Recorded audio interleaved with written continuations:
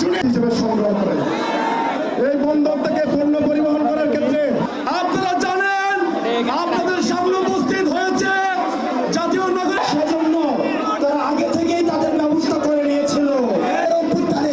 প্রথম পুলিশের সামনে নিজের বুক পেতে দেয়া বাংলাদেশের মানুষ তার জবাব চায়।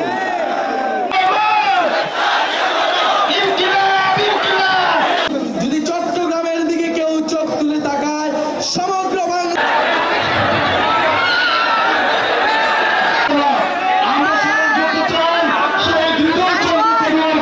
দেখতে চাই যে চট্টগ্রামের হারানো ইতিহাস হারানো থাকবে না। আমরা একত্রিত হয়েছি বলে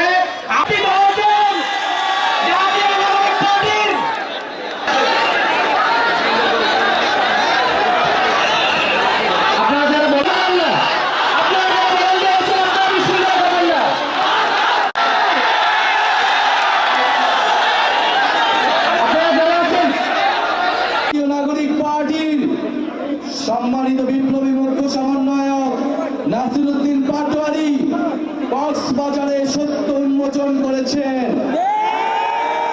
সেই সত্য উন্মোচন করার জন্য বিভিন্ন জায়গায় আমাদেরকে বাধা দেওয়া হচ্ছে। বাঁশখালীতে আমাদের সহযোদ্ধা আমাদের এনসিপির সংগঠকের মাথা ফাটিয়ে দেওয়া হয়েছে। গণ অভ্যুত্থানের সময় আমরা বলেছিলাম বাধা দিলে বাঁধবে লড়াই, এই লড়াইয়ে জিততে হবে। আমরা আজও বলতে চাই বাধা দিয়ে জাতীয় নাগরিক পার্টি তারুণ্যের শক্তি, চট্টগ্রামের শক্তিকে থামানো যাবে না। বাংলাদেশের অর্থনীতির লাইফ লাইন হচ্ছে এই চট্টগ্রাম, বাণিজ্যের লাইফ লাইন হচ্ছে এই চট্টগ্রাম। কিন্তু আমরা জানি, আমরা দেখছি চট্টগ্রামকে নিয়ে নানা ষড়যন্ত্র হচ্ছে, নানান পরশক্তি চট্টগ্রামের দিকে চোখ তুলে তাকাচ্ছে। আমরা হুঁশিয়ার করতে চাই চট্টগ্রাম বাংলাদেশের জাতীয় নিরাপত্তার অংশ, চট্টগ্রাম বাংলাদেশের সার্বভৌমত্বের ভিত্তি। চট্টগ্রামকে যদি চট্টগ্রামের দিকে কেউ চোখ তুলে তাকায়, সমগ্র বাংলাদেশ একসাথে বিদ্রোহ ঘোষণা করবে। আমরা বলে দিতে চাই ভোটদিন হাইজো আর না হাইও, আমরা আর কাউকে খাবার সুযোগ দিব না। আমরা এই চট্টগ্রামকে জনগণের চট্টগ্রাম, নাগরিকের চট্টগ্রাম হিসেবে ঘোষণা করলাম।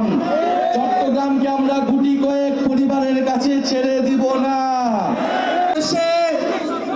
আমরা লুটপাটের রাজনীতি দেখতে চাই না। বাংলাদেশের মানুষ থানায় গিয়ে হয়রানির শিকার হয়, পাসপোর্ট অফিসে হয়রানির শিকার হয়, সচিবালয়ে হয়রানির শিকার হয়, শিক্ষা সেবার জন্য বোর্ডে গেলে হয়রানির শিকার হয়।